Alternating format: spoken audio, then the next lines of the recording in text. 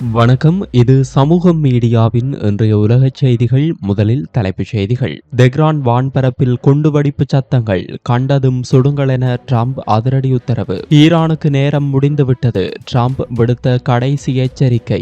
மத்திய கிழக்கில் 3வது விமானம் தாங்கி கப்பல் வருகை. அமெரிக்காவின் சூப்பர் கேரியனை மூழ்கடிக்குமா ஈரானின் அதிவேக ஏவுகணை. இஸ்ரேல் லெபனான் தூதர்களுடன் சந்திப்பு. போர் நிறுத்தம் மேலும் 3 வாரங்களுக்கு நீடிப்பு. ஈரானை கற்காலத்துக்கு அனுப்ப காத்திருக்கிறோம். இஸ்ரேல் பாதுகாப்பு அமைச்சர் காட்ஸ் ஆவேசம். பேச்சுவார்த்தை ஒரு துரோகம். போர்க்கொடி தூக்கும் இளவரசர் ரெசா பஹலவி. உக்ரைனுக்கு ரூபாய் 8.7 லட்சம் கோடி நிதியுதவி. ஐரோப்பிய ஒன்றியம் அதிரடி ஒப்புதல். Fourth Monkey Connect coming soon. மத்திய கிழக்கில் போர் நிறுத்தம் அறிவிக்கப்பட்டிருந்த போதிலும் தெஹ்ரான் நகரம் குண்டுவெடிப்பு சத்தங்களால் அதிர்ந்துள்ளது. ஈரான் மற்றும் அமெரிக்கா இடையே பதற்றம் உச்சகட்டத்தை எட்டியுள்ள நிலையில் இரு நாடுகளும் நேரடி மோதலை நோக்கி நகர்வதையே இந்த சம்பவங்கள் காட்டுகின்றன. வியாழக்கிழமை மாலை தெஹ்ரானின் மேற்கு பகுதியில் திடீரென வான் பாதுகாப்பு அமைப்புகள் செயல்பட தொடங்கின. பகை இலக்குகளை கண்டறிந்து அவற்றை வானிலேயே அழிப்பதற்காக ஏவுகணைகள் பாய்ச்சப்பட்டதாக மெஹர் செய்தி நிறுவனம் தெரிவித்துள்ளது. பல இடங்களில் வான் பாதுகாப்பு துப்பாக்கிச்சூடு சத்தங்கள் கேட்டதால் பொதுமக்கள் மத்தியில் பெரும் பீதி ஏற்பட்டது. போர் நிறுத்தம் அமலுக்கு வந்த பிறகு நடைபெறும் முதல் பெரிய வான் பாதுகாப்பு நடவடிக்கை இதுவாகும். மறுபுறம் அமெரிக்க அதிபர் டொனால்ட் ட்ரம்ப் தனது ட்ரூத் சோசியல் தளத்தில் கடற்படைக்கு ஒரு பயங்கரமான உத்தரவை பிறப்பித்துள்ளார். ஹோர்முஸ் ஜலசந்தியில் கண்ணிவெடிகளை புதைப்பதாக சந்தேகிக்கப்படும் எந்தவொரு படகையும் அது எவ்வளவு சிறியதாக இருந்தாலும் உடனடியாக சுட்டு வீழ்த்துமாறு அமெரிக்க கடற்படைக்கு உத்தரவிடப்பட்டுள்ளது. இதில் சிறிதும் தயக்கம் காட்டக்கூடாது. ஈரானின் 159 கடற்படை கப்பல்களும் ஏற்கனவே கடலின் அடியில் தான் உள்ளன என ட்ரம்ப் நையாண்டியாக பதிவிட்டுள்ளார். இஸ்ரேலிய பாதுகாப்பு அமைச்சர் இஸ்ரேல் ஹாட்ஸ் தனது தாக்குதல் இலக்குகளை தெளிவுபடுத்தியுள்ளார். ஈரானிய தலைவர்கள் தற்போது சுரங்கங்களுக்குள் ஒளிந்து கொண்டு தகவல் தொடர்பிற்கு திணறி வருவதாக அவர் கிண்டல் செய்துள்ளார்.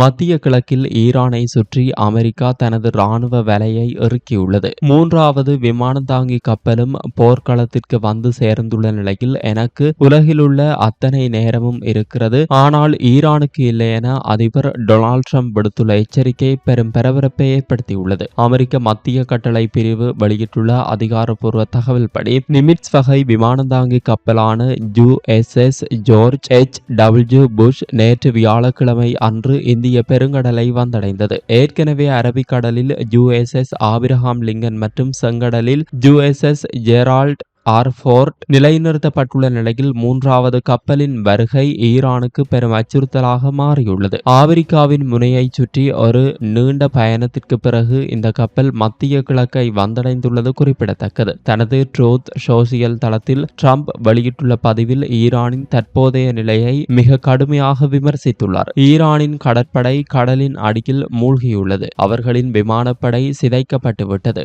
ரேடார் ஆயுதங்கள் அனைத்தும் முடக்கப்பட்டுள்ளன என அவர் மேலும் கூறியுள்ளார். முற்றுகை மிகவும் இறுக்கமாக உள்ளது. காலம் அவர்களுக்கு சாதகமாக இல்லை என ட்ரம்ப் பதிவிட்டுள்ளார். போரை முடிக்க ட்ரம்ப் அவசரப்படுவதாக வெளியான செய்திகளை அவர் முற்றிலுமாக மறுத்துள்ளார். மத்திய கிழக்கிற்கு 3வது அமெரிக்க விமான தாங்கி கப்பலான USS ஜார்ஜ் H.W. புஷ் வருகை தந்துள்ள நிலையில் ஈரானின் ஃபத்தா ஹைப்பர்சோனிக் ஏவுகணைகள் அதற்கு ஈடு கொடுக்குமா என்ற கேள்வி உலக ராணுவ ஆய்வாளர்களிடையே எழுந்துள்ளது. 6.2 பில்லியன் டாலர் மதிப்புள்ள ஒரு கப்பலை ஒரே ஒரு ஏவுகணையால் வீழ்த்த முடியுமா? ஈரானின் இஸ்லாமிய புரட்சிகர பாதுகாப்பு படை உருவாக்கியுள்ள ஃபத்தா 1 மற்றும் ஃபத்தா 2 ஏவுகணைகள் சாதாரணமானவை அல்ல. இந்த ஏவுகணைகள் ஒலியை விட 15 மடங்கு வேகத்தில் பாயக்கூடியவை. பாரம்பரிய வான் பாதுகாப்பு ரேடார்களில் சிக்காமல் திசையை மாற்றிக்கொண்டே இலக்கை சிதைக்கும் திறன் கொண்டவை. ஒரு ஹைப்பர்சோனிக் ஏவுகணை நேரடியாக ஒரு விமானம் தாங்கி கப்பலை தாக்கினால் என்ன நடக்கும்? மாக் 15 வேகத்தில் வரும் ஒரு கனமான ஏவுகணை மோதும் போது வெளிப்படும் அபாரமான ஆற்றல் நிமிட்ஸ் வகை போர்க்கப்பல்களை நிலைகுலைய செய்ய போதுமானது. ஒரே ஒரு நேரடி தாக்குதல் இந்த கப்பலின் ஓடுதளம் அல்லது என்ஜின் பகுதியை சிதைத்து அதனை போர்க்களத்தில் பயனற்றதாக மாற்றக்கூடும். ஆனால் ஈரானின் திட்டத்தை தவிடுபொடியாக்கும் வலிமை அமெரிக்க கடற்படையிடம் உள்ளது. USS ஜார்ஜ் புஷ் கப்பலை சுற்றி எப்போதும் நவீன ரக அழிப்பு கப்பல்கள் அரணாக இருக்கும். இருக்கும். அதிநவீன ரேடார்கள் மற்றும் SM-6 இடைமறிப்பு ஏவுகணைகள் மூலம் ஈரானின் ஏவுகணைகள் கப்பலை நெருங்குவதற்கு முன்பே அவற்றை வானிலேயே சுட்டு வீழ்த்த முடியும். சமீபத்திய அமெரிக்க இஸ்ரேலிய வான்வழி தாக்குதல்களில் ஈரானின் பல ஏவுகணை உற்பத்தி ஆலைகள் மற்றும் நிலத்தடி ஏவுதளங்கள் ஏற்கனவே அளிக்கப்பட்டுள்ளதால் ஈரானால் தொடர்ச்சியான தாக்குதல்களை நடத்த முடியாது என ஆய்வாளர்கள் கூறுகின்றனர்.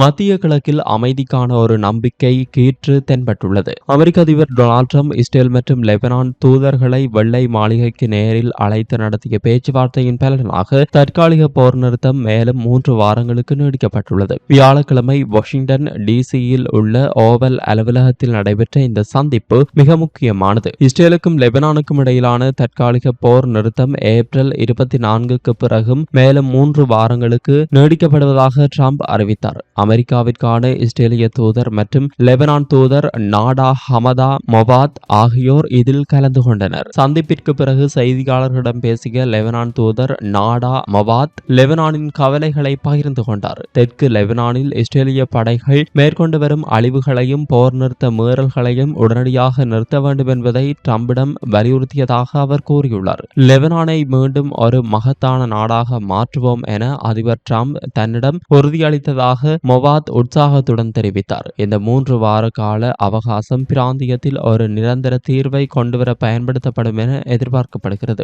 லெபனான் எல்லையிலிருந்து ஹிஸ்புல்லா பின்வாங்குவது மற்றும் இஸ்ரேலிய வான்வழி தாக்குதல்களை நிறுத்துவது குறித்து இதன்போது விவாதிக்கப்பட்டிருக்கலாம் என தெரிகிறது. சர்வதேச அரங்கில் ஒரு மத்தியஸ்தராக தனது ஆளுமையை நிரூபிக்க ட்ரம்ப் எடுத்துள்ள இந்த முயற்சிக்கு ஆரம்பகட்ட வெற்றி கிடைத்துள்ளது.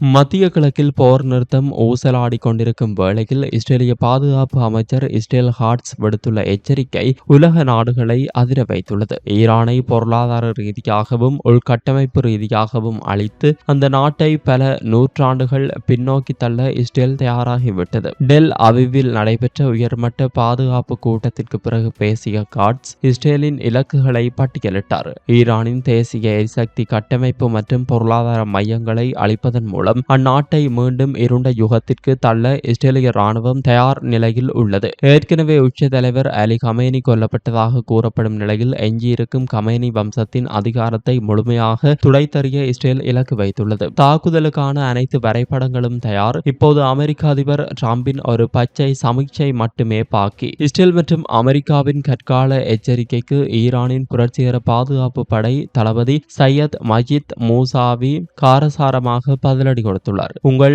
வீரர்களை கல்லறைக்கு அழைத்து செல்வது நீங்கள்தான். ஹாலிவுட் மாயையில் மூழ்கி 6000 ஆண்டு கால நாகரிகத்தை வெறும் 250 ஆண்டு வரலாறு கொண்ட நீங்கள் மிரட்டுகிறீர்கள் என அவர் சாடியுள்ளார். அமெரிக்காவின் எத்தகைய தாக்குதலையும் எதிர்கொள்ள ஈரான் தயாராக இருப்பதாகவும் அவர் உறுதிபட தெரிவித்தார். அமெரிக்க அதிபர் ட்ரம்ப் ஒருபுறம் போர் நிறுத்தத்தை நீடிப்பதாக கூறினாலும் மறுபுறம் ஈரானின் கழுத்தை இறுக்கி வருகிறார். ஹோர்முஸ் ஜலசந்தியை கடுமையாக மூடிவிட்டதாக ட்ரம்ப் பெருமிதம் கொள்கிறார்.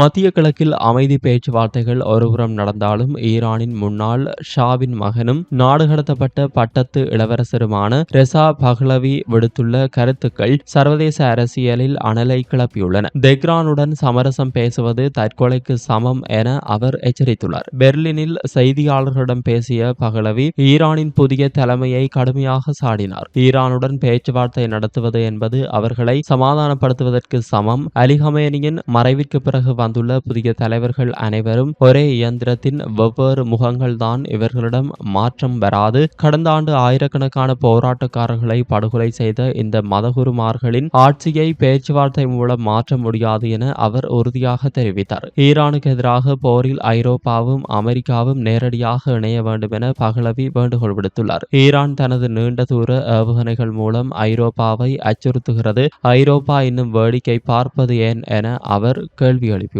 வெறும் பொருளாதார தடைகள் போதாது. ஈரானிய ஆட்சியை வீழ்த்த மேற்கத்திய நாடுகள் இராணுவ ரீதியாக ஒன்றிணைய வேண்டும் என அவர் வலியுறுத்தியுள்ளார். ரஷ்யா உக்ரைன் போர் ஒரு தீர்க்கமான கட்டத்தை எட்டியுள்ளது. ஹங்கேரியின் நீண்டகால முட்டுக்கட்டை நீங்கியதை தொடர்ந்து உக்ரைனுக்கு $105 பில்லியன் மதிப்பிலான மாபெரும் கடன் உதவி வழங்க ஐரோப்பிய ஒன்றியம் இன்று அதிகாரப்பூர்வமாக ஒப்புதல் அளித்துள்ளது. பல மாதங்களாக நிலை வந்த அரசியல் இழுபறி முடிவுக்கு வந்துள்ளது. இந்த நிதியில் சுமார் 60 பில்லியன் யூரோக்கள் நேரடியாக உக்ரைனின் பாதுகாப்பு மற்றும் ஆயுத தேவைகளுக்காக செலவிடப்படும். எஞ்சிய நிதி உக்ரைனின் பொது சேவைகள் மற்றும் பொருளாதார சீரமைப்புக்கு உதவும். ஊழலுக்கு எதிரான நடவடிக்கை மற்றும் சட்டத்தின் ஆட்சியை உறுதிப்படுத்துதல் போன்ற கடுமையான நிபந்தனைகளின் கீழ் இந்த நிதி வழங்கப்படுகிறது. உக்ரைன் ராணுவம் தற்போது ரஷ்யாவின் ஆழமான பகுதிக்குள் புகுந்து தாக்குதல் நடத்தி வருகிறது. ரஷ்யாவின் எண்ணெய் சுத்திகரிப்பு நிலையங்கள் மற்றும் மின் உற்பத்தி நிலையங்களை உக்ரைன் குறிவைத்து தாக்குவதால் அங்கு கடும் பாதிப்புகள் ஏற்பட்டுள்ளன. நிதியுதவி குறித்த செய்தி வெளியானவுடன் உக்ரைன் அதிபர் வோலோடிமிர் ஜெலன்ஸ்கி தனது கருத்தை பகிர்ந்துள்ளார். அமைதி பேச்சுவார்த்தைகள் முடங்கியிருந்தாலும் ஐரோப்பாவின் இந்த ஆதரவு உக்ரைனை பலப்படுத்துவதாகவும் நாட்டின் பாதுகாப்பு நிலைமை சீரடைந்து வருவதாகவும் அவர் கூறியுள்ளார். இத்துடன் இந்த பதிவானது நிறைவுக்கு வருகிறது. இந்த பதிவு பற்றிய உங்களின் கருத்தை கமெண்ட்ஸ் பக்கத்தில் பதிவிடுங்கள். மீண்டும் மற்றொரு காணொளி வாயிலாக சந்திப்போம். இது போன்ற பல செய்திகளை தெரிந்து கொள்ள நம்முடைய சமூக மீடியா யூடியூப் சேனலை சப்ஸ்கிரைப் செய்து அருகிலுள்ள பெல் பட்டனை கிளிக் செய்யுங்கள். மேலும் செய்திகளை உடனுக்குடன் தெரிந்து கொள்ள சமூகமீடியா.com என்ற இணையதளத்தின் வாயிலாக எங்களுடன் இணைந்திருங்கள்.